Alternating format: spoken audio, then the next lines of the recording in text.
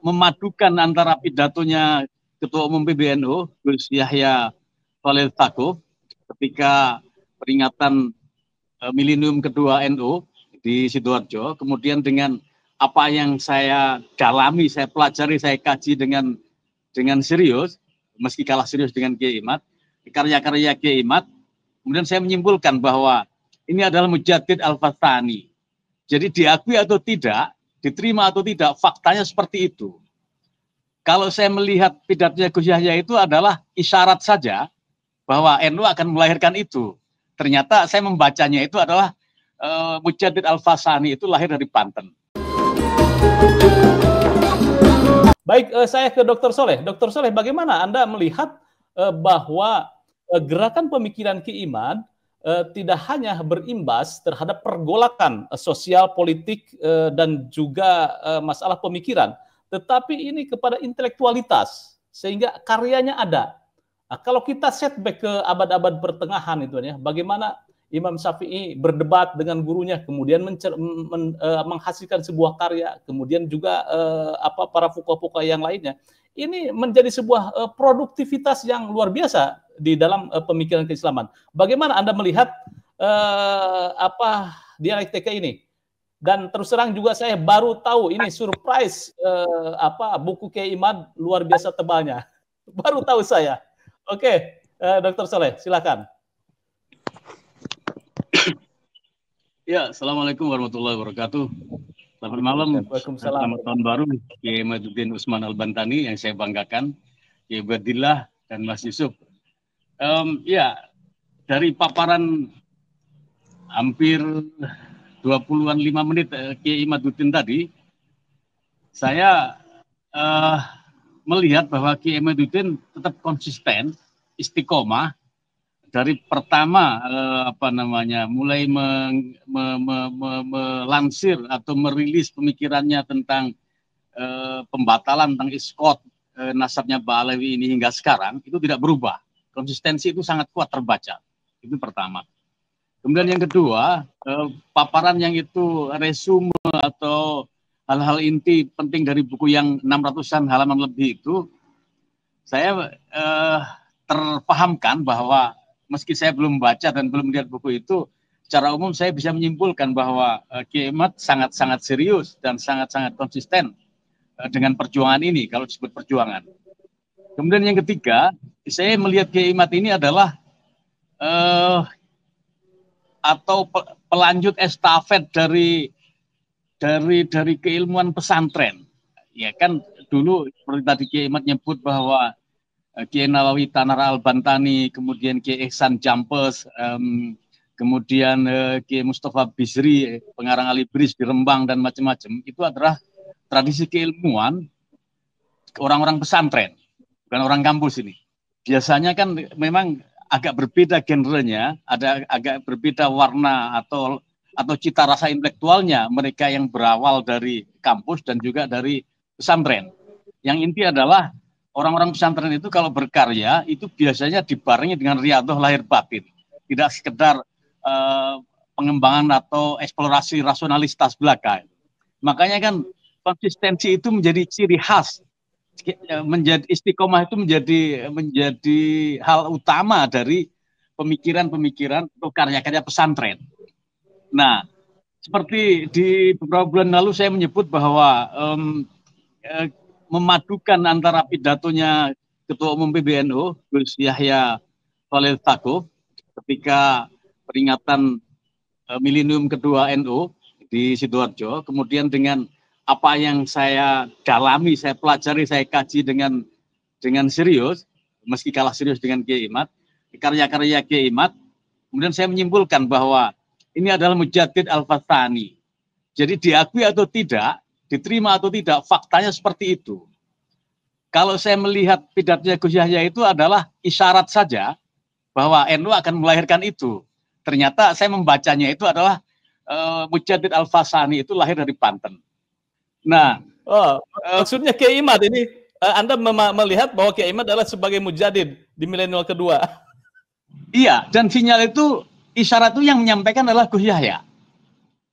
Ketika itu saya meraba-raba, apa sih sebenarnya tanda dari Mujaddid Al-Fasani atau milenium kedua, itu kan saya dengan berapi-api, wahai Ansor, wahai Banser, wahai Fatayat, Anda memasuki milenium kedua. Gitu. Apa sih sebenarnya yang dipersembahkan NU, yang dipersembahkan PBNU, yang dipersembahkan kalangan pesantren ini untuk menandai milenium kedua itu? Ternyata menurut saya itu lahirnya dari Banten itu. Oke, begini, saya tidak ingin masuk ke wilayah atau ke ranahnya Kiai Imad, tapi saya akan membaca atau mencermati efek atau impact-nya ya.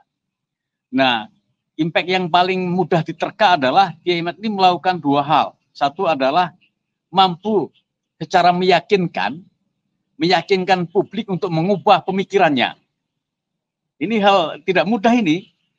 Jadi mengubah keyakinan seseorang, dan ini tidak satu dua orang, tidak satu dua tokoh, tapi ini mayoritas warga NU. Itu diubah begitu rupa, padahal tatanan keyakinan ini berlangsung ratusan tahun atau beberapa abad. Bahwa mereka itu sebelum ada iskot atau gerakan pembatalan ini dari Kiai Imad, itu tidak ada yang mengusik sama sekali. Tetapi dengan konsistensi Kiai Imad, kemudian bisa meyakinkan publik, dan publik yakin, tiba-tiba itu menjadi gerakan sosial yang luar biasa. Nah, visualisasi dari seberapa dahsyat efek dari pemikiran Kiai Imad itu sebenarnya adalah apa yang terjadi di Dono Hutan kemarin. Ketika Jatman menyelenggarakan kongres, kemudian pengurus Jatman sebelumnya tidak hadir di situ. Padahal itu tokoh sangat sentral. Nah, ini kemudian menjadi pertanyaan. Kalau selama ini kalangan habaib ini, kalangan-kalangan yang menjadi objek risetnya Kiai Imad itu adalah berlindung di Keramat Raya, kemudian ternyata penyikapan Keramat Raya, meskipun Rois Am berbicara bahwa ini adalah ketentuan organisasi dan tidak terpengaruh oleh apapun, oleh situasi manapun, tapi kan faktanya bahwa PBNU yang selama ini jadi bemper dan banker para habaib, kemudian secara pelan mereka melepas.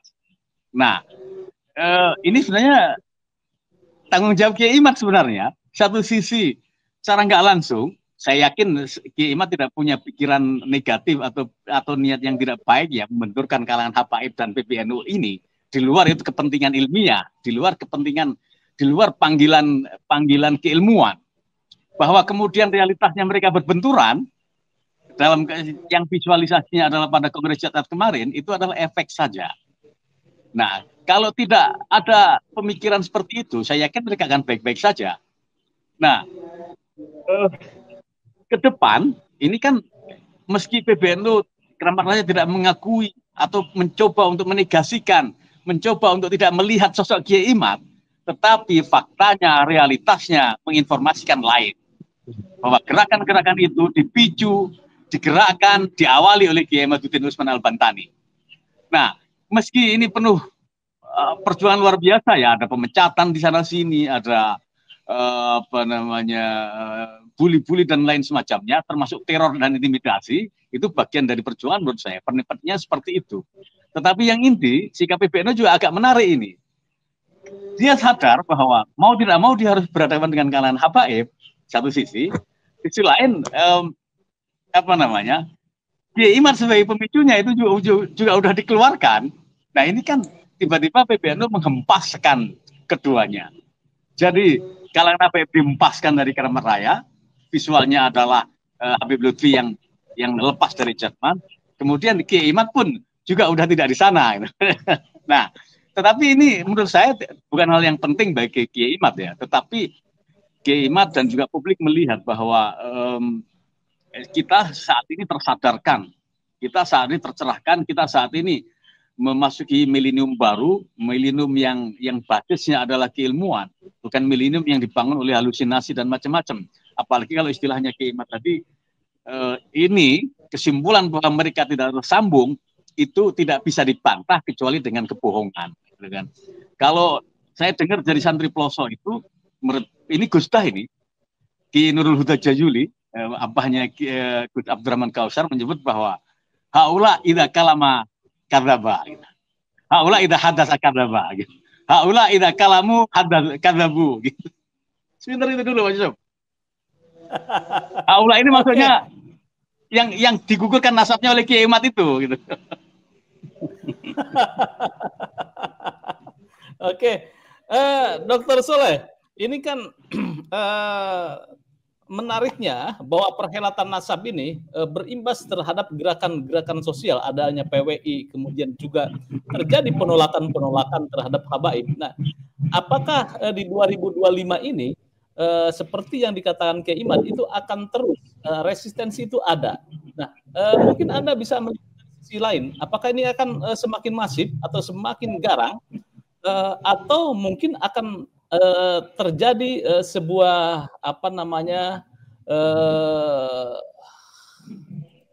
rekonsiliasi? Iya, awal-awal saya memahami kalau Kiai Imaduddin, Gus Abbas, Kiai Ubed dan lain-lain itu butuh wadah. Itu saya memahami baik betul itu. Tapi saat ini ketika kesadaran itu sudah dimiliki sepenuhnya oleh publik, publik sudah meyakini, mayoritas publik sudah meyakini itu, sebenarnya kan tanpa wadah pun Kiai Imaduddin akan diposisikan dengan posisi mulia dimanapun. Bahwa kemudian katakanlah ada Jenderal Dudung datang dan lain-lain, ini kan perhatian negara lah ya, yang sebenarnya saya meyakini itu bukan tujuan utama. Tujuan utamanya tetap pada persoalan bahwa klaim itu harus dibangun dengan logika, klaim dibangun oleh catatan sejarah, klaim dibangun oleh catatan nasab, klaim dibangun oleh rasionalitas dan keilmuan.